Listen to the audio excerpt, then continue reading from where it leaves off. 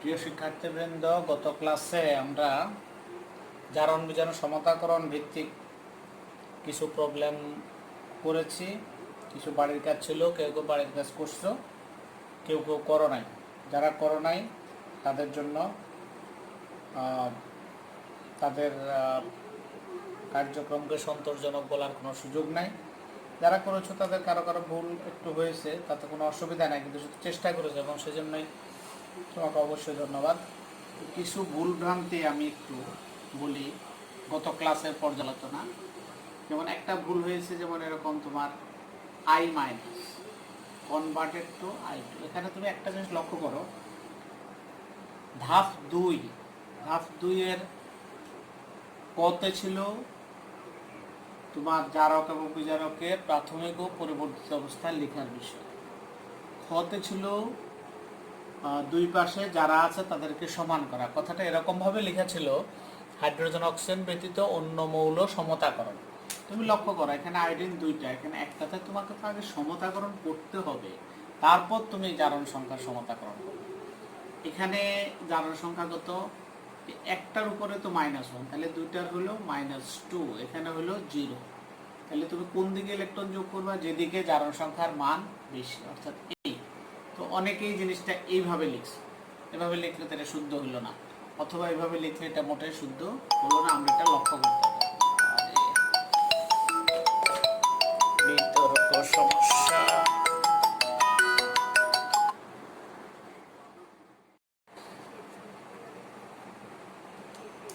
আরেকটা জিনিস ভুল হয়েছে, যেমন Cr2O7 -2, এটা লিখছো তুমি Cr3+। অনেকেই এখানে +3 ইলেকট্রন,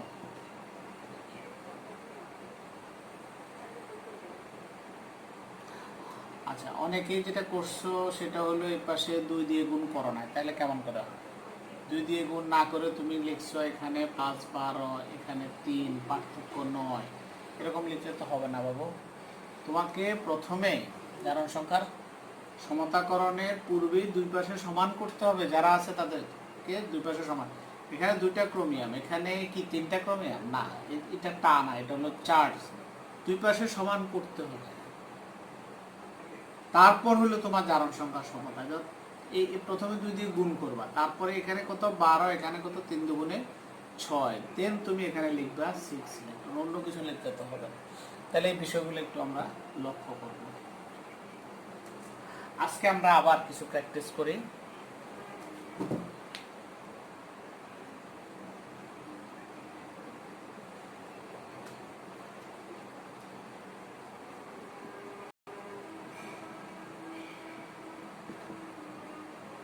লিখে ফেলবো, আমরা খাতার মধ্যে লিখে ফেলি একটু।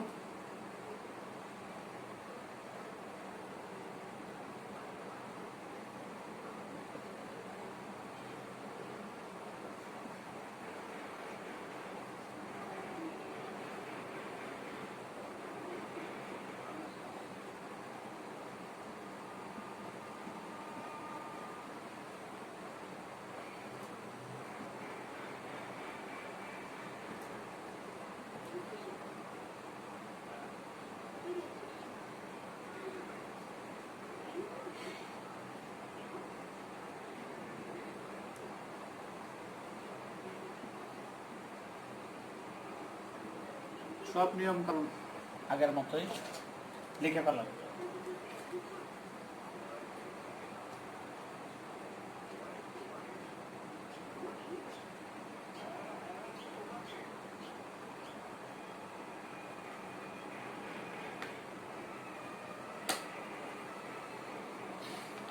আমরা একটু করি ধাপ।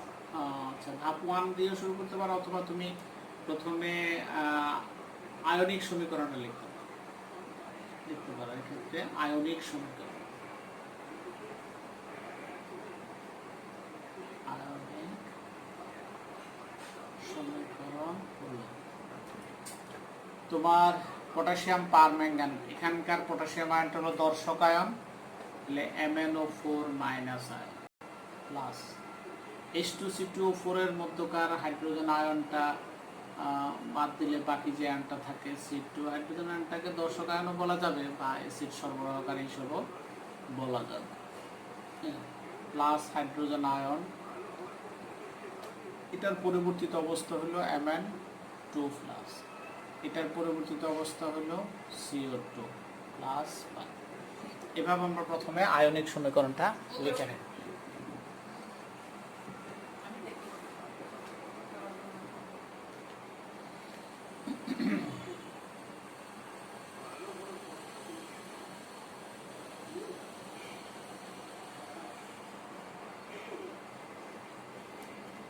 ধাপ 2, সরি ধাপ 1, ধাপ 1 তুমি ডিক্লেয়ার করো ক্ষেত্রে প্রকৃত জারক। তুমি লিখতে পারো জারক হলো পটাশিয়াম পারম্যাঙ্গানেট, এভাবেও লিখতে পারো। আমি সরাসরি লিখলাম, তাতে কোনো অসুবিধা নেই। প্রকৃত জারক হলো MnO4 মাইনাস, যা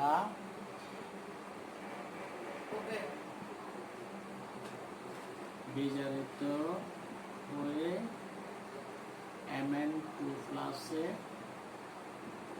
পরিণত হয় এবং বিজারক হলো C2O4 মাইনাস 2, যা জারিত হয়ে CO2 তে পরিণত হয়ে গেল। এখন ধাপ 2, ধাপ 2টা কি? তুমি জারকের জন্য লিখবা বিজারণ অর্ধ বিক্রিয়া বা অর্ধ সমীকরণ। বিজারণ অর্ধ সমীকরণ, এটা কার জন্য লিখবা?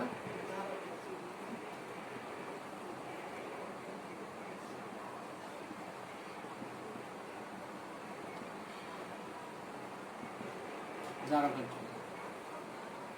আর জারণ অর্ধ সমীকরণ লিখবা তুমি বিজারকের জন্য।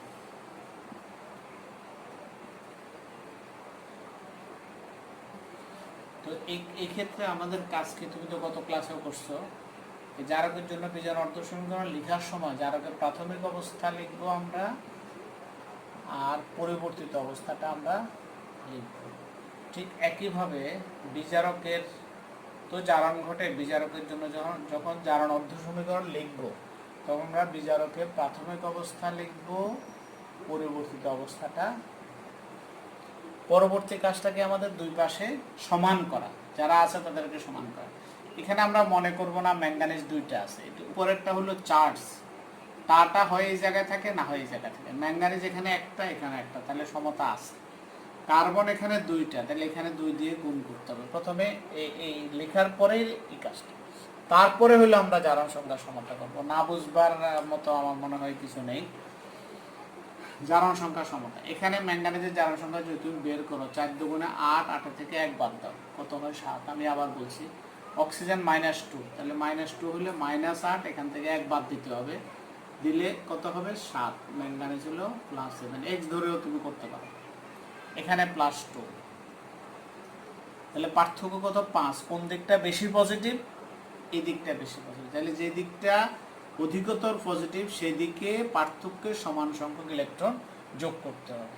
একইভাবে তুমি নিচের সমীকরণে আসো, এখানে লক্ষ্য করো কার্বনের জারণ সংখ্যা হলো +3, কিন্তু এখানে যেহেতু 2টা কার্বন আছে এবং এটা সমতাকরণ, তাহলে 2টা কার্বনেরই হিসাব তোমাকে করতে হবে, অর্থাৎ 2টা কার্বনের জন্য হলো +6।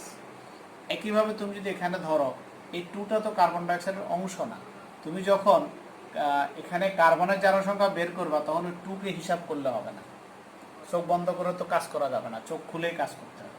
কার্বনের জারণ সংখ্যা কত হবে এখানে বের করো, দেখবা +4 হবে। তো 2টার জন্য কত হবে? +8 হবে। আমরা কোন দিকে ইলেকট্রন যোগ করবো? বেশির দিকে, বেশির দিকে ইলেকট্রন হয়ে গেল।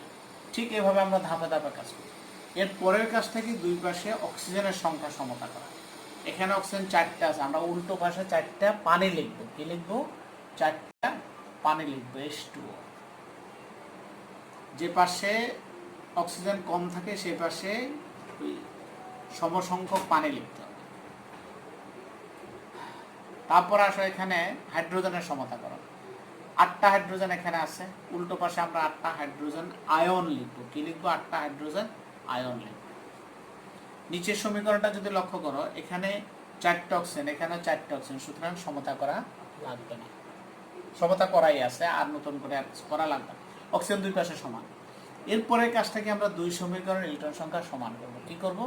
2 সমীকরণ ইলেকট্রন সংখ্যা সমান করব। তাহলে এখানে 5, এখানে 2, আমরা যদি এই সমীকরণকে 2 দিয়ে গুণ করি আর এই সমীকরণকে আমরা যদি 5 দিয়ে গুণ করি, তাহলে উপরেও 10টা ইলেকট্রন হবে, নিচেও 10টা ইলেকট্রন হবে। আচ্ছা, উপরে দেখা যাচ্ছে না, আমি আর একটু ক্লোজ করে লিখি।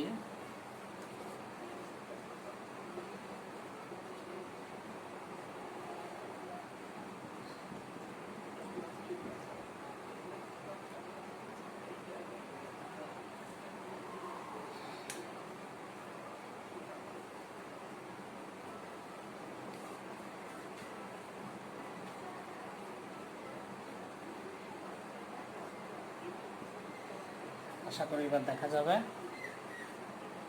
ঠিক আছে, এর পরের ফাংশনটা হলো সমীকরণ দ্বয় যোগ করা। সমীকরণ দ্বয় যোগ করা, যোগ করতে গেলে আমরা দুই পাশে ইলেকট্রন সংখ্যা সমান, ওটা কেটে যাবে, আমরা ইলেকট্রন সংখ্যা শো করব না, বাকিটা আমরা গুণ করে যোগ করে ফেলব। সমতাকৃত আয়নিক সমীকরণ।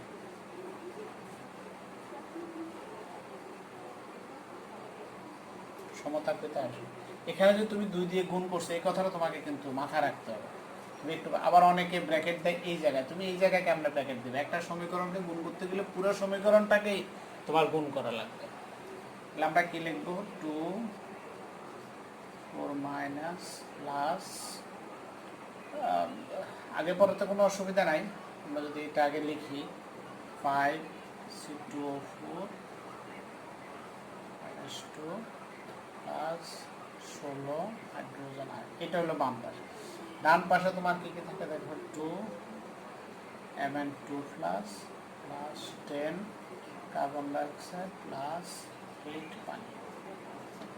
এই হলো আমাদের সমতাকৃত আয়নিক সমীকরণ।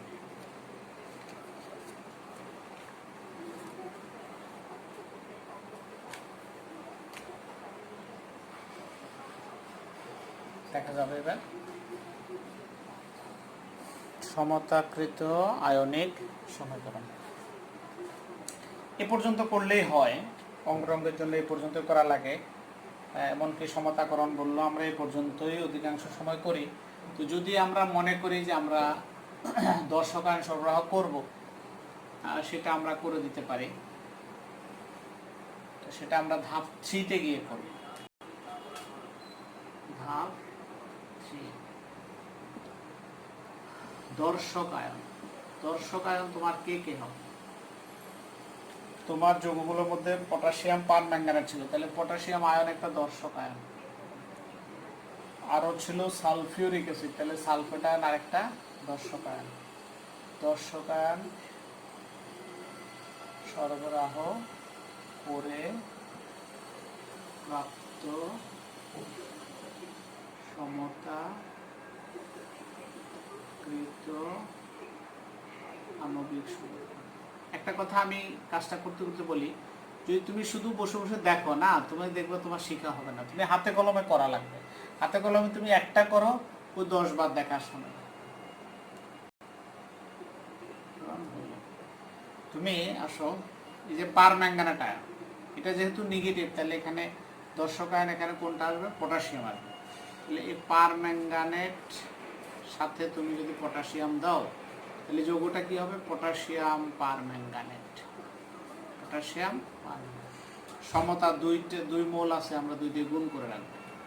প্লাস এখানে আসো, এখানে অক্সালিক অ্যাসিড। তুমি লক্ষ্য করো, অক্সালিক অ্যাসিড একটা অ্যাসিড। তো এই যে 16টা হাইড্রোজেন আয়ন লাগবে, এর মধ্যে অক্সালিক অ্যাসিড কিছু হাইড্রোজেন আয়ন সরবরাহ করবে। তো যতগুলো দরকার ততগুলো সরবরাহ করতে পারবে না, সেজন্যই আমরা সালফিউরিক অ্যাসিডও এখানে ব্যবহার করেছি। তাহলে আমাদেরকে প্রথমে দেখতে হবে 16টা হাইড্রোজেন আয়নের মধ্যে অক্সালিক অ্যাসিড কয়টা হাইড্রোজেন আয়ন দিল সেটা আমরা প্রথমে দেখতে হবে। আমরা এই C2O4 এর সাথে হাইড্রোজেন আয়ন আসলে আমরা লিখব H2CO4, 5 মোল আছে, 5 দিয়ে গুণ করব। তাহলে লক্ষ্য করো 5 দুগুণে 10, 10টা হাইড্রোজেন আয়ন কিন্তু এখান থেকে চলে আসবে। বুঝবা আশা করো তুমি, 10টা হাইড্রোজেন আয়ন এখান থেকে চলে আসছে। আর কয়টা রইল? আরো 6টা। ওই 6টার জন্য তোমাকে সালফিউরিক অ্যাসিড নিয়ে আসতে হবে। তাহলে এখানে কত দিয়ে গুণ করবো? 3 দিয়ে। বুঝতে পারছো? 16টার মধ্যে এখান থেকে আসছে 10টা, 5 দুগুণে 10, রইল আর কটা? 6টা। এই সালফিউরিক অ্যাসিড আসলো 3 দুগুণে 6 হয়ে গেল। ডান দিকটা যদি আমরা করি, আসো Mn2+, Mn2+ এর সাথে আসবে কে? Sulphate, MnSO4। সমতা আমরা অক্ষুণ্ণ রাখতে হবে, 2 মোল 2 প্লাস, এগুলো যেহেতু যৌগ এখানে কিছু করার নাই। আর 8 পানি। এখন দেখতে হবে বাম পাশে এমন কোনো দর্শক আয়ন আছে কিনা যেটা ডান পাশে নেই। এরকম আছে, পটাশিয়াম আছে, এ পাশে নেই। তাহলে আমরা কি করব? পটাশিয়ামকে আরেকটা দর্শক আয়ন সহ যৌগ আকারে নিয়ে আসবো। লিখলাম পটাশিয়াম থাকবে। তারপর আরেকটু দেখতে হবে যে বাম পাশে পটাশিয়াম যতটা আছে, অর্থাৎ দর্শক আয়ন যতটা আছে ডান পাশে ঠিক ততগুলো হইল কিনা। এখানে 2টা পটাশিয়াম, এখানে 2টা পটাশিয়াম হয়ে গেল। তাহলে এটা মিলে গেল, আমাদের সবটাই মিলে গেল। এই হলো আমাদের সমতাকৃত আণবিক সমীকরণ।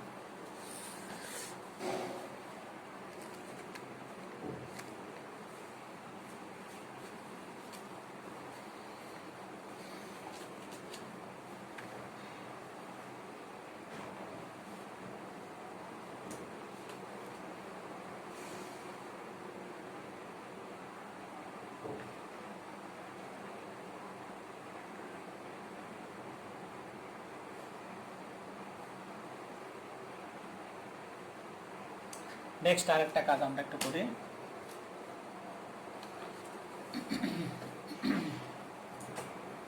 যাদের এখনো বুঝবার অসুবিধা, তুমি একটু মনোযোগ দাও, মনোযোগ দিলে দেখবা তোমার শেখা হয়ে যাবে। ধরো আমাদের একটা প্রশ্ন এরকম থাকলো, sulphuric acid H2C2O4 plus Na2Cr2O7 plus sulphuric acid, এরকম ওয়ার্ড থাকলো।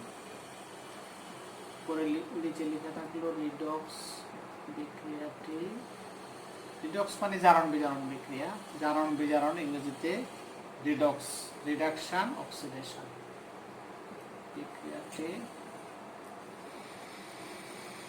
বদ্ধ বিক্রিয়ার সাহায্যে সমতা করা। প্রশ্নটা লেখো এবং কাজ করা শুরু করো।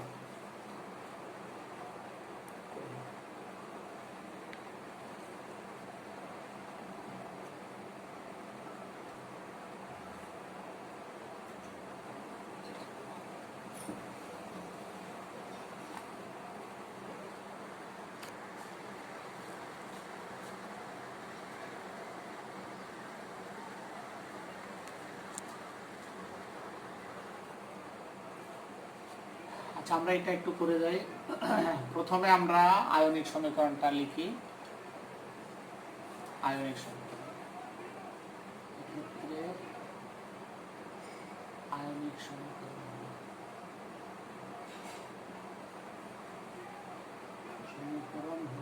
বলো, তুমি নিজেই বলো কি লিখবো। আমরা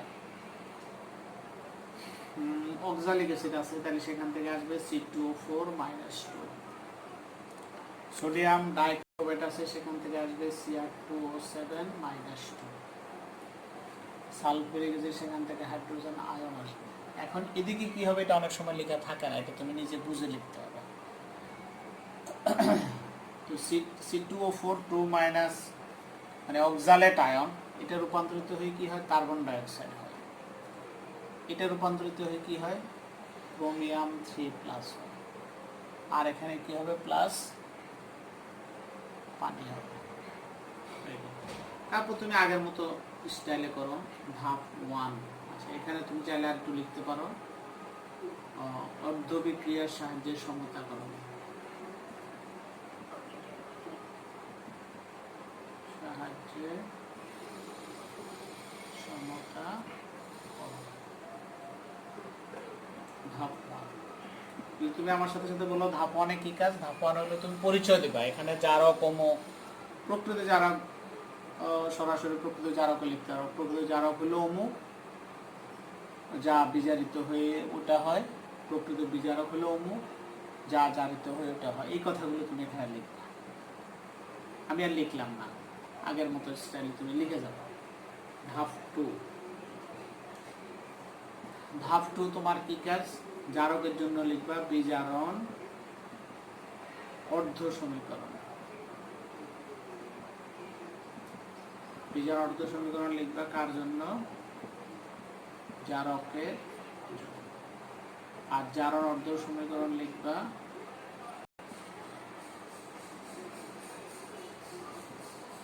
বিজারকের।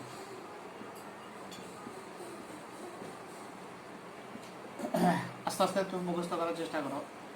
এই জারকের প্রাথমিক অবস্থা লিখবা, পরিবর্তিত অবস্থাটা লিখবা। বিজারকের প্রাথমিক অবস্থা লিখবা, পরিবর্তিত অবস্থা লিখবা।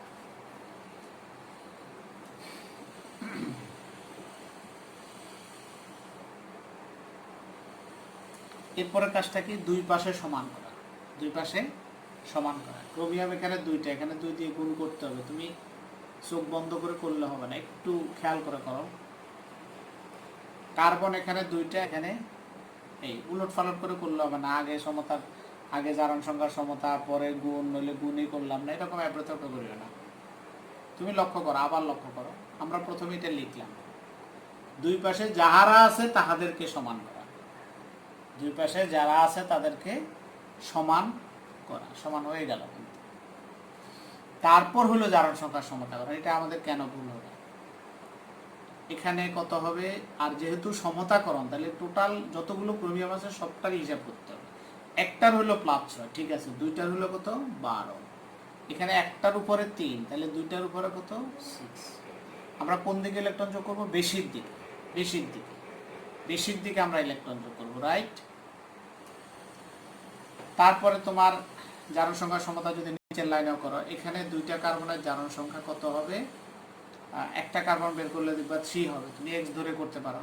3 দুগুণে 6। এখানে তুমি যদি বের করো, অনেকে ভুল করে 2 সহ জারণ সংখ্যার মধ্যে হিসাব করে, এরকম বেখেয়ালি হইলে তো হবে না। এই 2 কি কার্বন ডাইঅক্সাইডের অংশ? না। তুমি জারণ সংখ্যা বের করার সময় আয়ন বা অণুটাকে দেখতে হবে, যে কার্বন ডাইঅক্সাইডের মধ্যে কার্বনের জারণ সংখ্যা কত? +4। যখন 2 দিয়ে গুণ করছো, 2টা কার্বন হয়ে গেল, তাহলে কত হলো? +8। কোন দিকে ইলেকট্রন যোগ করবো? বেশির দিকে। এখানে 6, এখানে 8, এই দিকে যোগ করবো। এরপরের কাজটা কি? অক্সিজেনের সমতাকরণ।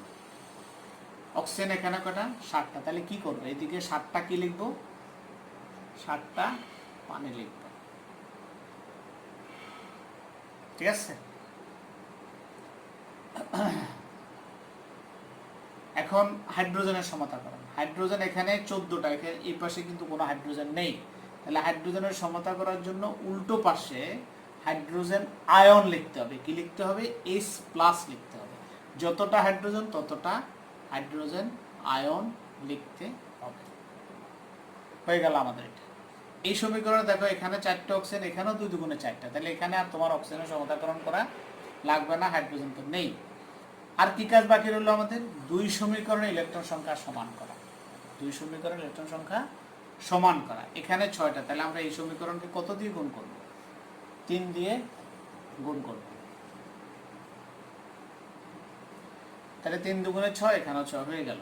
এরপর আমরা কি করব? সমীকরণ 2 আমরা যোগ করব। 3 দেখা যায় না? 3 দেখা না গেলে 3 কে ভিতরে আনতে হবে।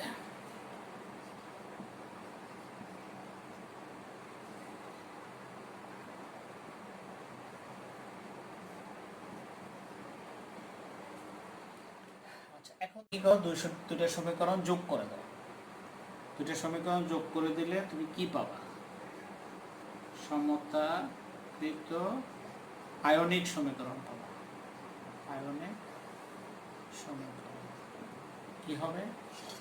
Cr2O7 - 2 প্লাস 6 ইলেকট্রন 6 ইলেকট্রন কেটে যাবে, আমরা লিখলাম না। তুমি আগে চাইলে হাইড্রোজেন আর লিখতে পারো, তাতে কোনো অসুবিধা নাই। প্লাস এখানে কত 3, এই 3 এর কথা অনেকে মনে থাকে না, অনেকে ব্র্যাকেট এখানে এরকম দিলে তো হবে না। একটা সমীকরণকে গুণ করতে গেলে সমীকরণ উভয় পাশকে গুণ করা লাগে, এগুলো আমরা যেন ভুল না করি।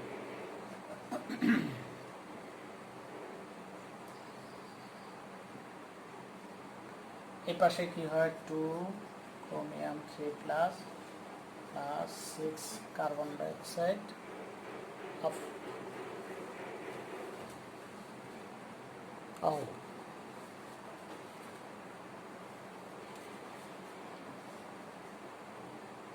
2 chromium 3 plus 6 carbon dioxide plus 7 পানি। ঠিক আছে, এটা হয়ে গেল আমাদের সমতাকৃত আয়নিক সমীকরণ। এরপরে আমরা যদি দর্শকায়ন সরবরাহ করতে চাই তাহলে আমরা করতে পারি, ওটা খুব ম্যান্ডেটরি না, বেশ করে অঙ্কের জন্য তো করাই লাগে না, আমরা শিখে ফেলি। ধাপ 3 দর্শকায়ন। দর্শকায়ন আমাদের কে কে? পটাশিয়াম আয়ন, সরি এখানে পটাশিয়াম আয়ন না, এখানে হলো সোডিয়াম আয়ন, আর কে হলো সালফেট আয়ন। দর্শকায়ন সরবরাহ করে প্রাপ্ত সমতাকৃত আণবিক সমীকরণ হলো, এটার দিকে দেখে দেখে আমরা এটা করালাম। তুমি লক্ষ্য করো এখানে এটার সাথে দর্শকায়ন তুমি কাকে দিবে? সোডিয়াম আয়ন দিবে। তাহলে সংকেতটা কি লিখবা তুমি? Na2Cr2O7 plus. আগে তুমি এটা লিখো, কারণ এই যৌগটা হলো অক্সালিক অ্যাসিড, সেখান থেকে কিছু হাইড্রোজেন আয়ন আসবে, এই জন্য হাইড্রোজেন আয়ন কয়টা আসবে এটা দেখে তারপরে 14টার আর কয়টা বাকি থাকে সেটা আমরা ফিল আপ করতে হবে। তো অক্সালিক অ্যাসিড এখানে 3 মোল আছে, 3 মোলই রাখতে হবে, এটা সমতা, এটা রাখতে হবে। তো 3 মোল, তুমি দেখো 3 দুগুণে 6টা হাইড্রোজেন আয়ন সে সরবরাহ করেছে, কিন্তু দরকার কয়টা? 14টা, দরকার হলো 14টা, সে সরবরাহ করলো কয়টা? 6টা। বাকিগুলো কোত্থেকে আসবে? সালফিউরিক অ্যাসিড থেকে আসবে। তো বাকি রইলো আর কয়টা? 8টা রইলো, সে 8টা কোত্থেকে আসবে? সালফিউরিক অ্যাসিড থেকে আসবে। তাহলে 8টা বানাও তুমি, 4 দুগুণে 8 হয়ে গেল। তারপরে এই পাশটা আমাদের কি? ক্রমিক আয়ন। ক্রমিক আয়নের সাথে কি আসবে? Sulphate ion. যেহেতু যোজনী সমান না, তাহলে এখানে দেখো, লক্ষ্য করো, তুমি এটা লেখার দরকার না, আমি একটু লিখি, তুমি দেখো, যেহেতু যোজনী সমান না, যোজনী উল্টো জায়গায় বসবে। সালফেটের যোজনে 2 এখানে আসবে, ক্রোমিয়ামের যোজনে 3 এখানে আসবে। এরপরে লক্ষ্য করতে হবে তোমার এই সমতার সাথে মিললো কিনা। এখানে ক্রোমিয়াম কয়টা হওয়ার কথা? 2টা। কয়টা হয়েছে? 2টাই হয়েছে। প্লাস কি? 6 কার্বন ডাইঅক্সাইড প্লাস 7 পানি। এরপর তোমাকে লক্ষ্য করতে হবে বাম দিকে এমন কোনো দর্শকায়ন আছে কি না যেটা ডান দিকে তুমি লিখতে পারো না। হ্যাঁ, এরকম আছে, সোডিয়াম আছে। তাহলে এই সোডিয়ামকে আরেকটা দর্শকায়ন সহ নিয়ে আসতে হবে। তাহলে সোডিয়ামকে সালফেট সহ নিয়ে আসলে কি হবে? সোডিয়াম সালফেট হবে। তারপরে আরেকটু দেখতে হবে বাম দিকে যতটা সোডিয়াম আছে এইদিকে ততটা সোডিয়াম হইল কিনা। 2টা সোডিয়াম হয়ে গেল, অর্থাৎ তোমার সমতা করানো। ওকে, ফাইন।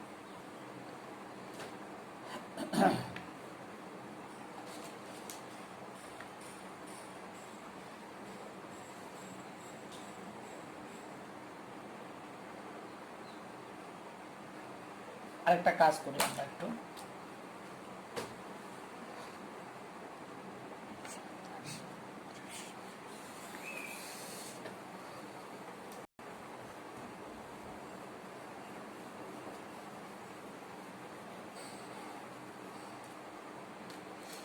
আচ্ছা তোমার আরেকটা প্রশ্ন, ধরো তোমাকে বলা হলো copper sulphate plus potassium iodide,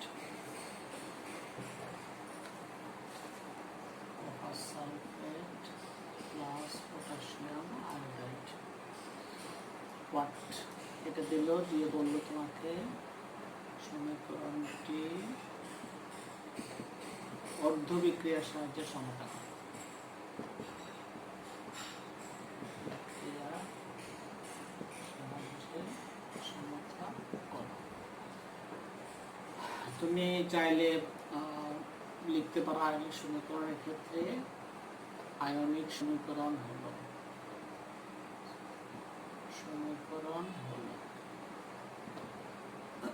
copper এখানে জারণ সংখ্যা কত +2, মানে কপার ইক অবস্থায় আছে, কপার ইক কপার +2।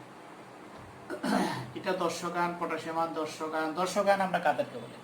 যেসব আয়নগুলো ইলেকট্রন গ্রহণ থেকে জড়িত থাকে না, যেসব আয়নগুলো ইলেকট্রন গ্রহণ ত্যাগের সাথে জড়িত নয় তাদেরকে আমরা বলি দর্শক আয়ন। ঠিক আছে, I-।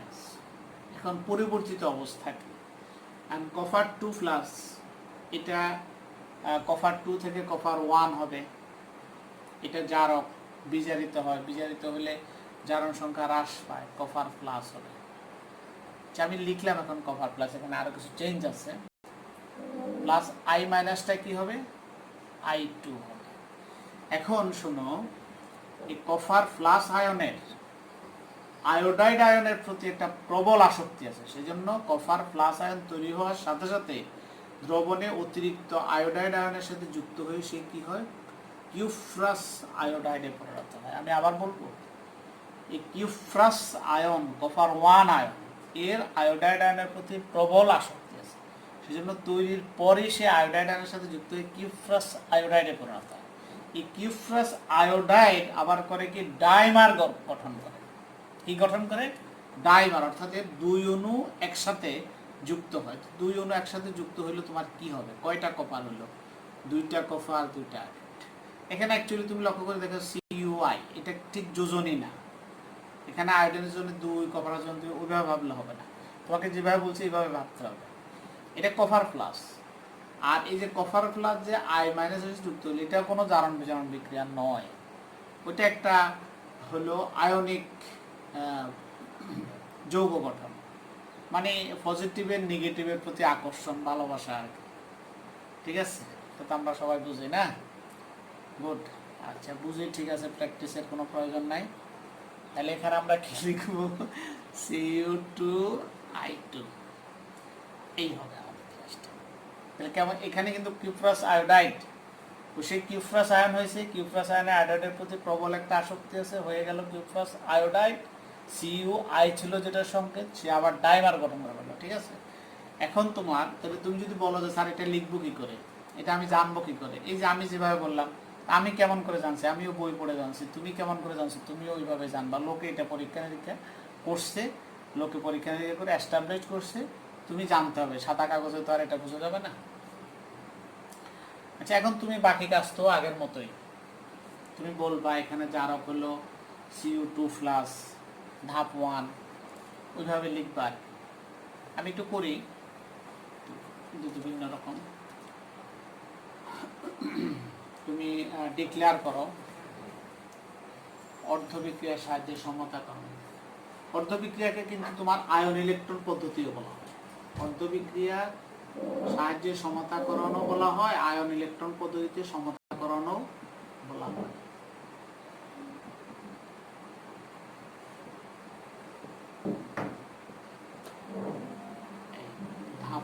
ধাপ 1 হলো পরিচয় পর্ব। তুমি বললা এক্ষেত্রে প্রকৃত জারক হলো Cu2+, যা বিজারিত হয়ে কি হয়? Cu+ এ পরিণত হয়। আমরা অত কথা লিখবো না, সরাসরি লিখবো Cu2+, Cu2I2 তে পরিণত হয়। কোনো কোনো বইতে এটাকে CuI লিখছে, তো CuI লিখলেও কিছু কথা থেকে যায় আর কি। আমি বলি তুমি শুরু থেকে প্র্যাকটিস করো Cu2I2, এটাই তোমার আয়তে চলে আসবে। I2 তে পরিণত হয় এবং বিজারক হলো I-, যা জারিত হয়ে শোনো, আরেকটা কথা তোমাকে বলি, তুমি যদি এখানে সিইউ প্লাসে পরিণত হয় লিখো, কোনো ভুল তো নাই, এটা নিয়ে আমরা মানে মনে কষ্টে ভোগার কিছু না। তুমি সিইউআই লিখো, কোনো অসুবিধা নেই, এক পর্যায়ে টেনে টেনে ওটা CU2I2 চলে আসবে। আর এখানে CU2I2 লিখলে তো কোনো অসুবিধাই নেই। বিজারক হলো I মাইনাস, জারিত হয়ে I2 তে পরিণত, ঠিক আছে, ফাইন। এরপরে তুমি লিখবা ধাপ 2। ধাপ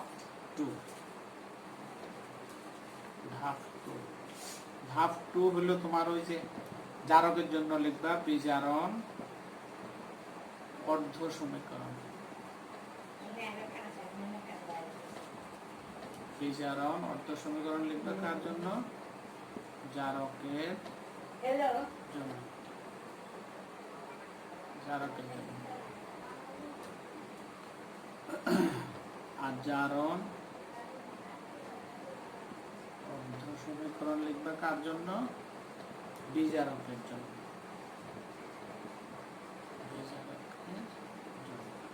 তো লিখো তুমি জারকের, জারক হলো CU2 প্লাস, পরিবর্তিত অবস্থা CU প্লাসে লিখো এখন।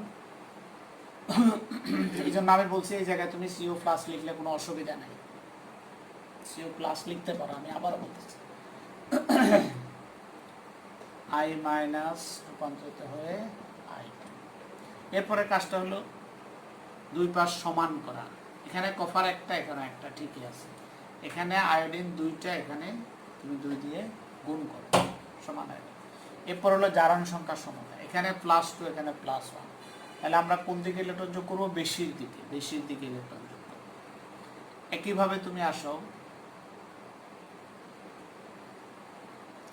একইভাবে আসো, এখানে -2, এখানে হলো 0। কোন দিকে ইলেকট্রন যোগ করবো? হাত দিয়ে দেখাও, এদিকে না এদিকে? এদিকে, বেশির দিকে, বেশির দিকে ইলেকট্রন যোগ করবো।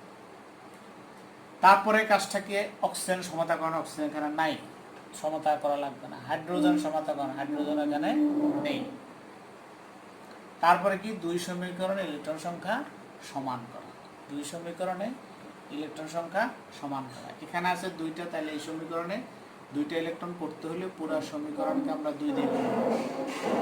হয়ে গেল 2 সমীকরণের সংখ্যা সমান হয়ে গেল। তারপর আমরা যোগ করলেই সমতাকৃত আয়নিক সমীকরণ পাওয়া যাবে। আয়নিক সমীকরণ পাওয়া যাবে। তুমি যোগ করো 2 কপার 2 প্লাস 2 প্লাস প্লাস 2, ওতে কোনো অসুবিধা নেই, plus 2I minus, electron electron কেটে যাবে, আমরা লিখলাম না, 2 কপার প্লাস প্লাস I2। তো প্রথম এই জিনিসটাই আসবে আমাদের।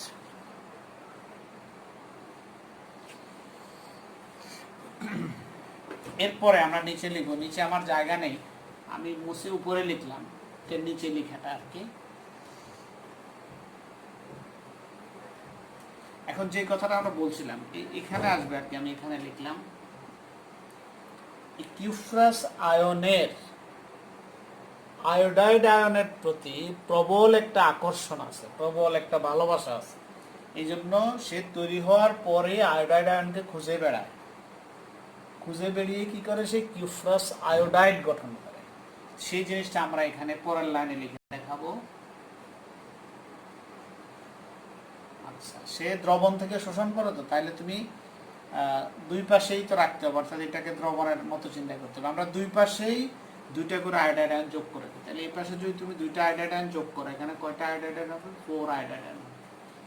ওই 2টা আয়োডাইড আয়ন যদি এই পাশে করো, CU, এই কয়টা আসলো? একটা আসলো।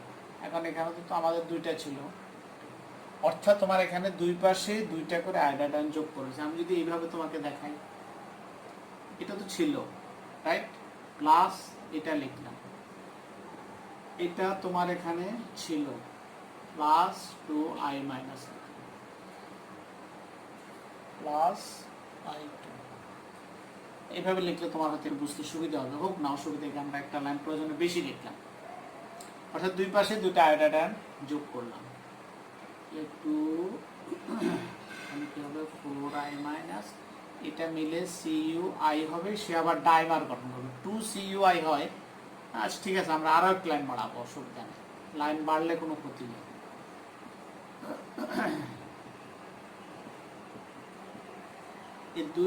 কিউফ্রাস আয়োডাইড বা যে কিউফ্রাস, সে ডাইমার গঠন করে থাকে, তাহলে এটা ডাইমার গঠন করে কি হবে, Cu2I2। এই জিনিসটি আমরা শুনতে পাচ্ছি।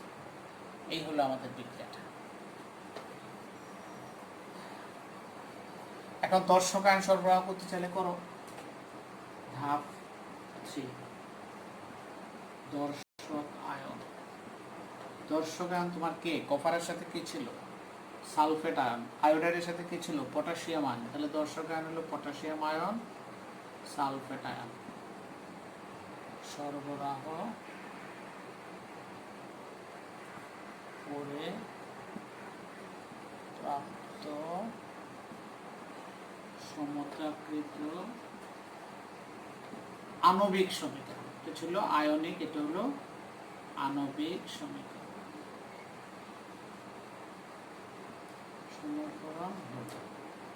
তো কপারের সাথে তুমি কাকে দিবা, সালফেটকে দিবা। যেহেতু যোজনী সমান, সরাসরি সংকেতই হয়ে যাবে।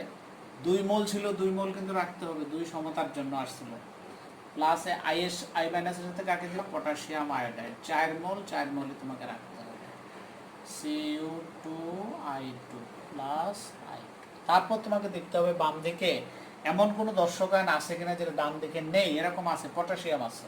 পটাশিয়ামকে তুমি সালফেট সহযোগে যৌগ আকারে নিয়ে আসো, রাইট। পটাশিয়াম আছে কয়টা এখানে সেটাও দেখতে হবে, 4টা। কিন্তু এখানে কি 4টা হয়েছে, না, হওয়াইতে হবে। এই হলো আমাদের সমতাকৃত জারণ বিজারণ সমীকরণ।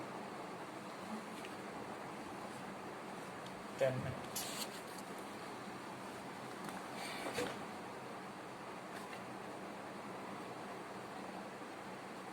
আমি একটা অঙ্কে চলে যাই, এখান থেকে অঙ্ক আসে, খুব সহজ অঙ্ক।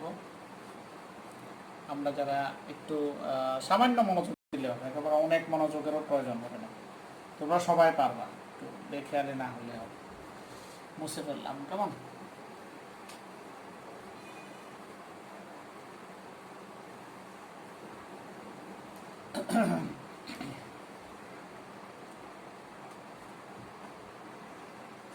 গ্রাম অনাদ্র বিশুদ্ধ সালফেট। আচ্ছা, আমরা অঙ্কটা করার আগে আরেকটা জিনিস খুবই, গত ক্লাসে আমরা ফেরাস সালফেট এরকম সমীকরণ, ferrous sulphate plus sulphuric acid plus potassium permanganate, এই ধরনের সমীকরণ, মানে আমরা যদি আয়নিক সমীকরণ আকারে লিখি, আচ্ছা ঠিক আছে থাকুক, এটা এই ধরনের সমীকরণ। এটার কি, potassium sulphate plus MnSO4 manganous sulphate plus পানি প্লাস ফেরিক সালফেট, এই ধরনের একটা প্রশ্ন আমরা সম্ভবত প্রথম যে প্র্যাকটিসটা ছিল সেটা, সেখানে আমরা কিন্তু আয়নিক সমীকরণ পর্যন্ত লিখছি। সেখানে আমরা আয়নিক সমীকরণের সাথে দর্শক আয়ন সরবরাহ করে নেই। ওই জায়গাটা যদি আমরা একটু দেখি, তুমি তোমার খাতার লক্ষ্য করে দেখবা, আমরা এরকম একটা সমীকরণ পেয়েছিলাম, 5 ফেরাস আয়ন প্লাস হলো 5 ferrous ion plus MnO4 minus plus 8 hydrogen ion, সেখান থেকে Mn2 plus plus 5 ferric ion plus 4 পানি, এরকম একটা সমীকরণ তুমি দেখো আছে। যে ফেরাস সালফেট অম্লীয়, ফেরাস সালফেটের সাথে অম্লীয় পটাশিয়াম পারম্যাঙ্গানেটের বিক্রিয়া।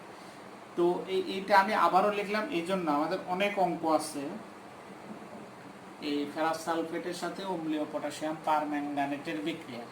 তো সেজন্য আমি বলি কি, এটা পুরো একেবারে মুখস্থ করে ফেললে হয়, একদম এই 5 স্টেপ সহ মুখস্থ করে ফেললে হয়, যেহেতু বারবার আমাদের কাজে লাগবে। অথবা মনোযোগ দিয়ে 3 বার 4 বার 5 বার লিখলে এটা দেখবে তোমার আয়ত্তে চলে আসবে। আচ্ছা, এখানে আরেকটা কাজ আমরা করি, সেটা হলো দর্শক আয়ন আমরা এখানে একটু সরবরাহ করি। এখানে একটু সামান্য ঝামেলা হয়তো থাকতে পারে। দর্শক আয়ন তোমার এখানে কে কে? পটাশিয়াম আয়ন আর কে? সালফেট আয়ন সরবরাহ করে প্রাপ্ত, যেভাবে লিখি আর কি আমরা, প্রাপ্ত আণবিক সমীকরণ হলো, এগুলো আমরা লিখবো। তো দর্শক আয়ন সরবরাহ করো। ফেরাস আয়নের সাথে কাকে দিবা তুমি? সালফেটকে দিবা। তাইলে যেহেতু যোজনী সমান, এখানে এরও যোজনী 2, এরও যোজনী কাটা চলে যাবে, যৌগ হয়ে যাবে। আর যেহেতু এখানে 5 সমতার 5 তোমাকে রাখতে হবে ঠিকঠাক মতো। এর সাথে তুমি কাকে দিবা? Potassium ion. জারণ সংখ্যা তো সমান, সেজন্য সরাসরি যৌগ হয়ে যাবে KMnO4। কয় মোল আছে? 1 মোল আছে, 1 মোল আছে, ঠিক আছে। হাইড্রোজেন আয়নের জন্য কি আসবে? সালফিউরিক অ্যাসিড আসবে। হাইড্রোজেন আছে কয়টা? 8টা। তাহলে এখানে কত দেব? 4 দেব। এই পাশে লিখতে হবে। এই পাশে আসো, তোমার ম্যাঙ্গানাস আয়নের সাথে তুমি কাকে দিবা? সালফেটকে দিবা। হয়ে গেল ম্যাঙ্গানাস সালফেট প্লাস। দেখো এবার একটু ঝামেলা আছে, ফেরিক আয়ন এবং সালফেট আয়ন তো যোজনী সমান না। তাহলে এখানে যৌগটা কেমন হবে? সালফেটের যোজনী কত? 2, সেটা আসবে এখানে। আয়রনের এখানে যোজনী জারণ সংখ্যা কত? 3, সেটা আসবে এখানে। বুঝা গেল আশা করি। ফেরিক আয়ন আমি আবার বলি, এ তো যোজনী সমান না বা জারণ সংখ্যা সমান না। এটা 3, এটা 2। তাহলে এর যোজনী এখানে আসবে, ওর যোজনী ওখানে যাবে। এটা তুমি জানো অবশ্যই। তারপরে দেখতে হবে এখানে 5টা আয়রন আছে, সেটার দিকে লক্ষ্য রাখতে হবে। এখানে কি তোমার 5টা আয়রন হয়েছে? হয় নাই। এখানে 5টা আয়রন বানাইতে হবে। সেটার জন্য তুমি কি করো? এইভাবে যদি গুণ করো, দেখো 5টা হয় কিনা। 2 2 কাটা গেলে 5 থাকে না? বুঝবা তুমি, তাকাও একটু, তাকালে বুঝবা। 2 2 কাটা যাবে, 5টা থেকে যাবে, +4। তারপরে দেখতে হবে বাম দিকে আমাদের এমন কোনো দর্শক আয়ন আছে কিনা যেটা ডান দিকে নেই। হ্যাঁ, এরকম আছে, পটাশিয়াম ডান দিকে নেই। তাহলে পটাশিয়ামকে আরেকটা দর্শক সহ নিয়ে আসতে হবে। আমরা কি লিখবো? পটাশিয়াম সালফেট লিখবো। এখন দেখতে হবে পটাশিয়াম যে কটা আছে তার থেকে কম বা বেশি লিখলাম কিনা। লিখলে আমরা সমতা করে দিতে হবে। তুমি লক্ষ্য করো এখানে পটাশিয়াম কয়টা? 1টা। তাহলে এখানে তোমাকে 1টা বানাইতে হবে, 1টা বানাইতে হবে। তাহলে কেমন করে বানাইবা? হাফ দিয়ে গুণ করে দাও, 2 2 কেটে গেলে হয়ে যাবে। আচ্ছা, এখন এই হাফ হাফ 5/2 এইভাবে রেখে দিলে কোনো অসুবিধা নাই। তুমি যদি মনে করো হাফ হাফ কিরকম ভালো লাগে না, তাহলে তুমি পুরো সমীকরণকে 2 দিয়ে গুণ করে দাও। কি করো? পুরো সমীকরণকে 2 দিয়ে গুণ করে দাও। গুণ করে দিলে তোমার কি দাঁড়ায়? গুণ করে দিলে এরকম দাঁড়ায়, দেখো।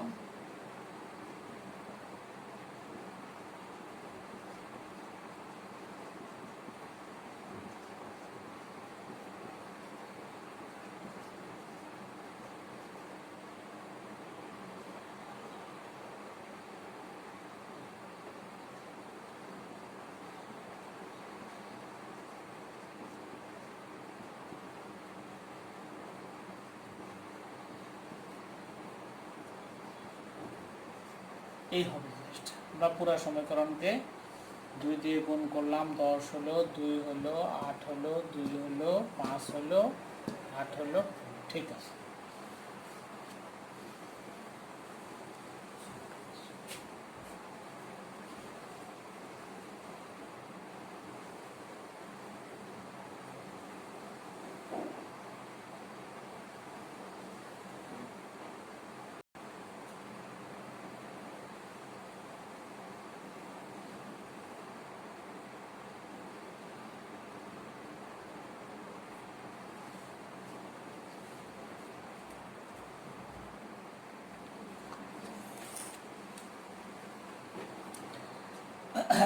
আরেকটা সমীকরণ খুব ব্যবহৃত হয়, সেটাও আমরা ওই যে বললাম মুখস্থ করে ফেলবো। সেটা কোনটা? সেটা হলো তোমার ফেরাস সালফেট। সেটা আমরা গত ক্লাসে লিখছিলাম মনে হয়। ফেরাস সালফেট প্লাস অম্লীয় পটাশিয়াম ডাইক্রোমেট।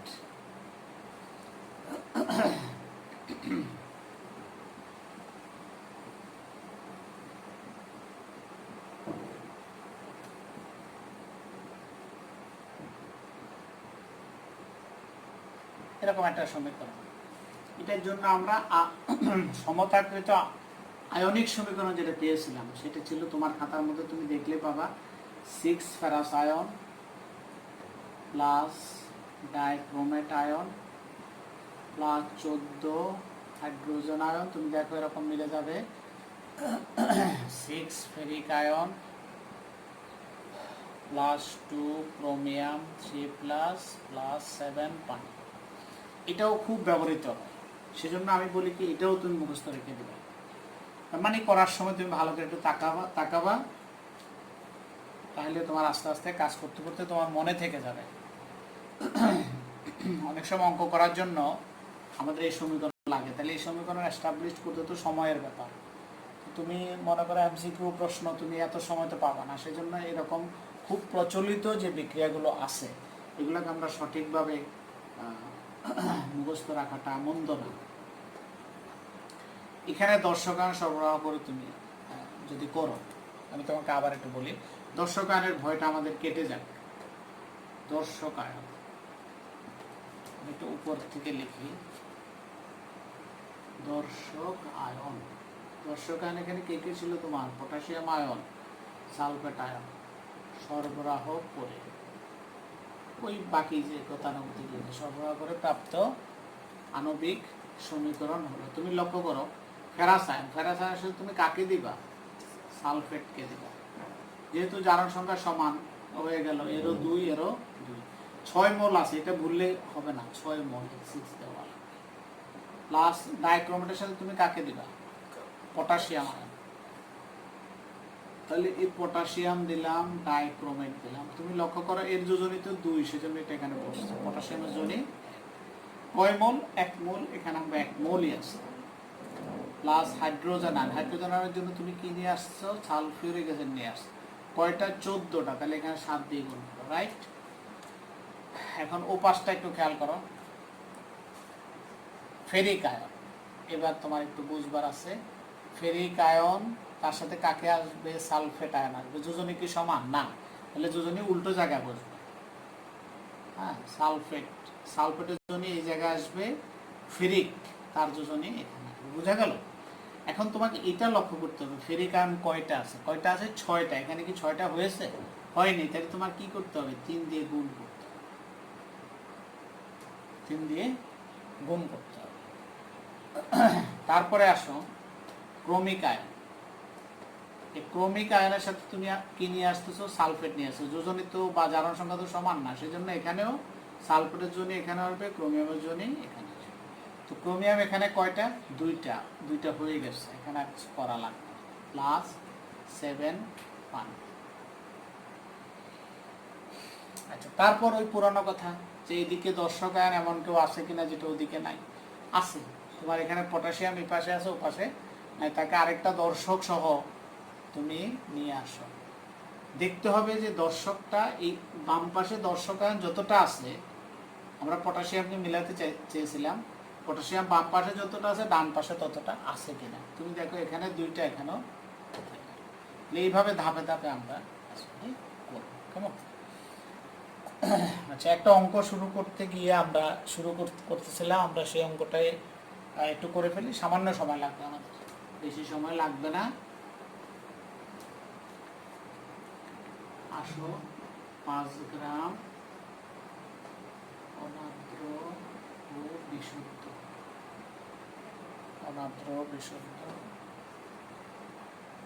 সালফেটকে সম্পূর্ণ জারিত করতে,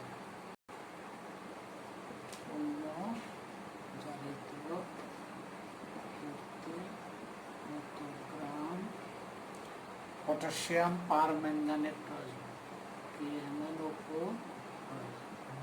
এখন ধরো এই অঙ্কটা এমনও হইতে পারে, এটা তোমার এমসিকিউর মতো দিয়ে দিতে পারে, লোকেরা দুষ্ট আছে দিয়ে দিতে পারে অঙ্ক। আচ্ছা শোনো, তাহলে এখানে যে ফেরাস সালফেটের সাথে অম্লীয় কথাটা এখানে দেয় নাই, কিন্তু অম্লীয় না দিলেও অম্লীয় পটাশিয়াম পারম্যাঙ্গানেটেরই বিক্রিয়া, এটা অনেকটা উজ্জ্বল মতোই ধরে নিতে হবে তোমাকে। আচ্ছা, তাহলে তোমার অম্লীয় পটাশিয়াম পারম্যাঙ্গানেটের সাথে ফেরাস সালফেটের তোমার জারণ বিজারণ বিক্রিয়াটা, এক্ষেত্রে সংগঠিত সমতাকৃত জারণ বিজারণ সমীকরণ হলো জারণ। তুমি যদি এই লাইন লিখতে না চাও, না লিখলে অসুবিধা নাই। জারণ বিজারণ সমীকরণ হলো, বাংলা ল্যাঙ্গুয়েজের জন্য কোনো অসুবিধা নেই। সমীকরণটা কি? এখন ধরো যদি তোমার মুখস্থ থাকে, তুমি সরাসরি মুখস্থ দিয়ে দাও। অঙ্কওয়ালা তোমাকে বলে নাই যে তুমি আগে সমতা অর্ধবিক্রিয়ার সাহায্যে সমতা করো পরে অঙ্ক করো, এমন কথা বলে নাই, বা এত নাম্বার তোমাকে দিবে না। তোমার মুখস্থ থাকলে তুমি দ্রুত লিখে দিতে পারো, আর না হয় তোমাকে সেট করে তারপর লিখতে হবে। +8 হাইড্রোজেন আয়ন থেকে 5 ferric ion plus Mn2 plus 4 হয়ে গেল। আমাদের কাজটা কি? আমাদেরকে ফেরাস সালফেটের সাথে পটাশিয়াম পারম্যাঙ্গানেটের তুলনা করতে হবে। তুমি লক্ষ্য করো, এই ফেরাস আয়ন কোত্থেকে আসছে? ফেরাস সালফেট থেকে আসছে। পারম্যাঙ্গানেট কোত্থেকে আসছে? Potassium permanganate. আমরা সমীকরণ থেকে লিখতে পারি 5 মোল ফেরাস আয়ন ইকুইভ্যালেন্ট, মানে ফেরাস সালফেট তো এখানে বিজারক, যদি তুমি ইকুইভ্যালেন্ট চিহ্ন না দাও। আচ্ছা, আমি লিখে শেষ করে পরে তোমাকে আবার বলছি। এটা যদি তুমি ভাষায় লম্বা করে লিখো, তাহলে তুমি এরকম লিখতে পারো 5 মোল ফেরাস সালফেটকে জারিত করতে 1 মোল পারম্যাঙ্গানেট আয়ন প্রয়োজন। ওই জারিত করতে ওইসব কথাগুলো না লিখে আমরা এরকম ইকুইভ্যালেন্ট চিহ্ন ব্যবহার করি। ইকুইভ্যালেন্ট সমতুল্য চিহ্ন, মানে এত মোল ফেরাস আয়ন ফাইট করতে পারবে এত মোল পারম্যাঙ্গানেট। এখন যদি এখানে তো তোমাকে ফেরাস সালফেটের কথা বলছে, সেজন্য তুমি ফেরাস আয়নটা কোত্থেকে আসছে? ফেরাস সালফেট থেকে আসছে। সেজন্য তুমি পরের লাইনটা লিখো 5 মোল ফেরাস সালফেট ইকুইভ্যালেন্ট হলো 1 মোল পটাশিয়াম পারম্যাঙ্গানেট। তোমাকে গ্রামে নিয়ে আসতে হবে, কত গ্রাম টামের হিসাব বলছে। এখন তুমি এটাকে গ্রামে নিয়ে আসো। 1 মোল, তাহলে মোলকে গ্রামে আনতে গেলে আণবিক ভর দিয়ে গুণ করতে হবে। আয়রন কত ধরবা তুমি? 56 ধরতে পারো, +32 +16 ইন্টু 4 গ্রাম ফেরাস সালফেট। হিসাব নিকাশ আর কিছু না। ইকুইভ্যালেন্ট হলো 1 ইন্টু পটাশিয়াম কত 39.1 যোগ ম্যাঙ্গানিজ। ম্যাঙ্গানিজ তোমার ম্যাঙ্গানিজ কত 55 প্লাস 16 ইন্টু 4 এত গ্রাম পটাশিয়াম পারম্যাঙ্গানেট। ক্যালকুলেটরের কিছু ফাংশন আছে।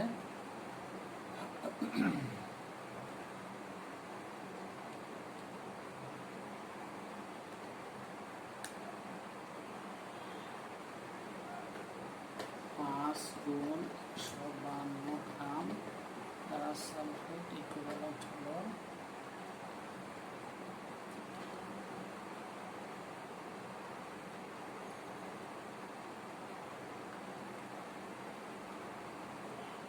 158.1 গ্রাম পটাশিয়াম পারম্যাঙ্গানেট। ওই কিংডামের অঙ্ক, আর কিছু না। এত গ্রাম ইকুইভ্যালেন্ট এত, তাহলে তোমার কত গ্রাম ছিল? 5 গ্রাম। 5 গ্রাম ফেরাস সালফেট ইকুইভ্যালেন্ট কত?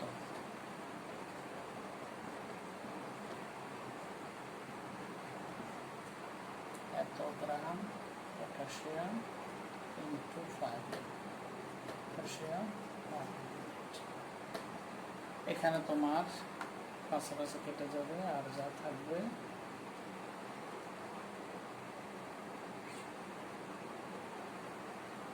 কত? 1.04 গ্রাম পটাশিয়াম পারম্যাঙ্গানেট। এটাই আমাদের রেজাল্ট হিসেবে চেয়েছে। আমাদের বলছে কত গ্রাম পটাশিয়াম পারম্যাঙ্গানেট প্রয়োজন, এত গ্রাম পটাশিয়াম পারম্যাঙ্গানেট প্রয়োজন।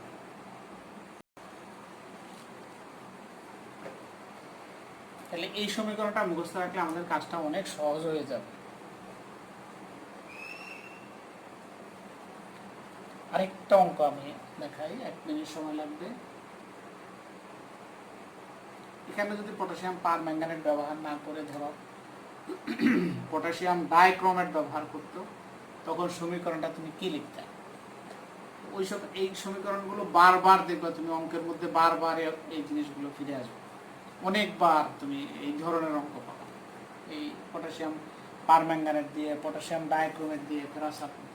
এক্ষেত্রে সংগঠিত জারণ বিজারণ সমীকরণ হলো 6 ferrous ion plus Cr2O7 2 minus plus 14 hydrogen ion 6 ferric ion plus 2 chromium 3 plus plus 7 পানি, এরকম একটা সমীকরণ। তো তোমাকে একই রকম ভাবে বলছে ফেরাস সালফেটকে, তাহলে ওইভাবেই তুমি করো। 6 মোল ফেরাস আয়ন ইকুইভ্যালেন্ট 1 মোল কি লিখবো, ডাইক্রোমেটাল। ফেরাস আয়নের উৎসটা কি, ফেরাস সালফেট। তাহলে আমরা লিখতে পারি 6 মোল ফেরাস সালফেট। তুমি যদি মনে করো তুমি এই লাইন লিখবা না, সরাসরি এই লাইন লিখবা, কোনো অসুবিধা নেই। ডাইক্রোমেট আয়নের উৎসটা কি, পটাশিয়াম ডাইক্রোমেট।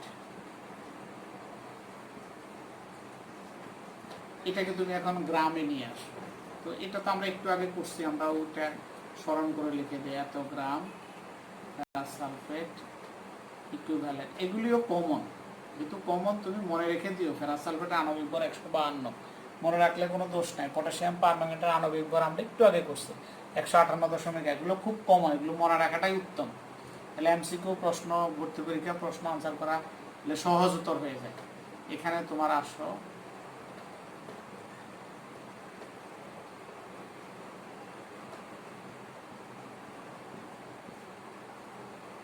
গ্রাম পটাশিয়াম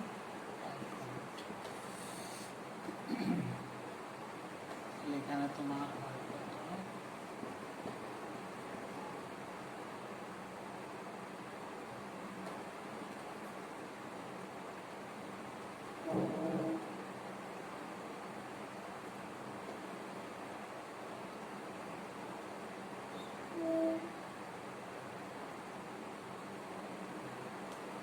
294.2 গ্রাম পটাশিয়াম। তারপর তোমার যত গ্রাম বলছো, 5 গ্রাম ফেরাস সালফেট, এটা উইকনীয় গ্রাম, এটা কিছু না। ইকুইভ্যালেন্ট হলো কত,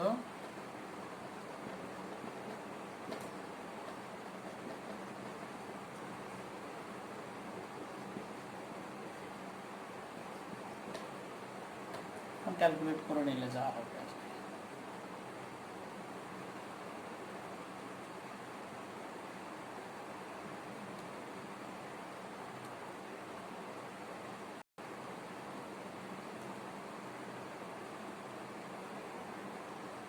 $1.61 গ্রাম।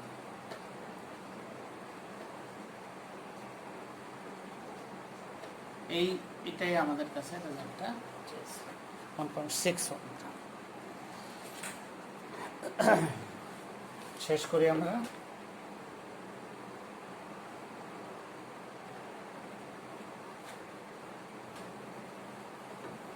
আমরা কিছু হোমওয়ার্ক নেব।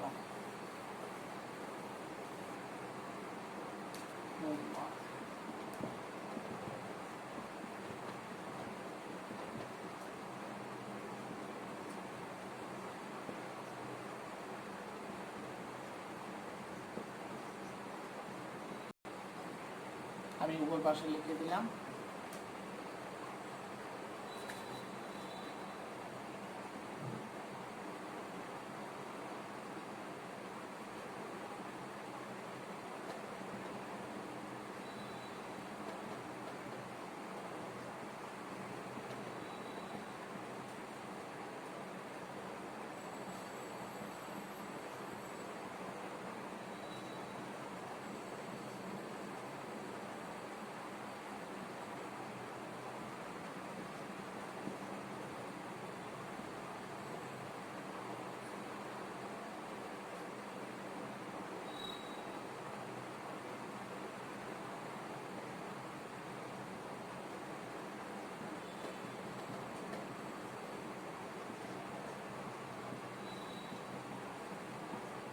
এরকম বোয়ার দিয়েও থাকতে পারে।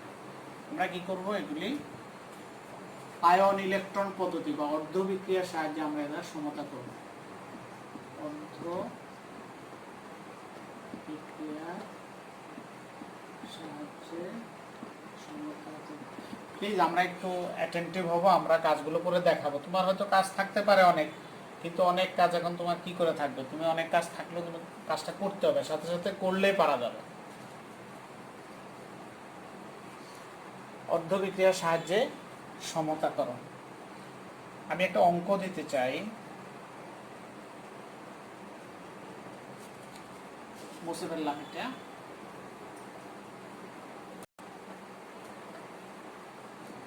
অঙ্ক দিতে চাইছি, লঘু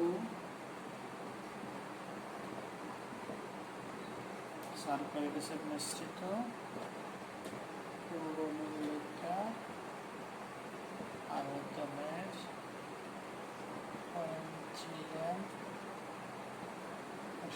পারম্যাঙ্গানেট ও সরি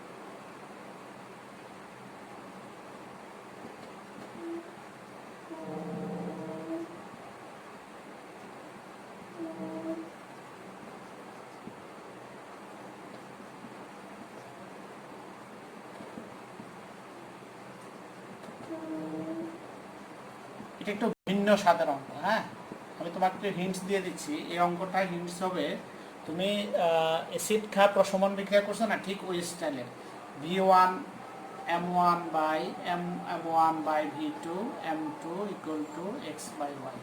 তো তুমি V1 M1 উপরেরটা যে কোনো এক পার্টি, এখানে পার্টি দুইটা, একটা H2O2 আর একটা KMnO4। উপরেরটা যে কোনো এক পার্টি, নিচেরটা যে কোনো এক পার্টি। XY কোত্থেকে বের করবা? এদের মধ্যকার সমতাকৃত জারণ বিজারণ সমীকরণ থেকে। ঠিক আছে, আজান হচ্ছে, আমি আজকে আর সময় নিচ্ছি না। তোমাদের সবার প্রতি একটা অনুরোধ হলো, দয়া করে ক্লাসের সাথে সাথে পড়াগুলো শেষ করে ফেলবা। যদি না করো তাহলে এই অভিনয়ের কোনো অর্থ হয় না। প্লিজ তোমরা আমাকে শরম দিও না, তোমাদের আমি অনেক ভালোবাসি, তোমরা আমাকে শরম দিও না। আমার সাথে সাথে কাজগুলো করে ফেলো। এমন যেন না হয় তোমার আব্বু আম্মু যেন এটা বলতে না পারে যে স্যার কি ক্লাস নিচ্ছে, তোমরা পারো না, এই কথাটা যেন আমাকে শুনতে না হয়। কেমন? সবাই ভালো থাকো, সবার জন্য দোয়া করি, স্যারের জন্য দোয়া করবে। আসসালামু আলাইকুম রহমতুল্লাহ ওয়া বারাকাতুহু।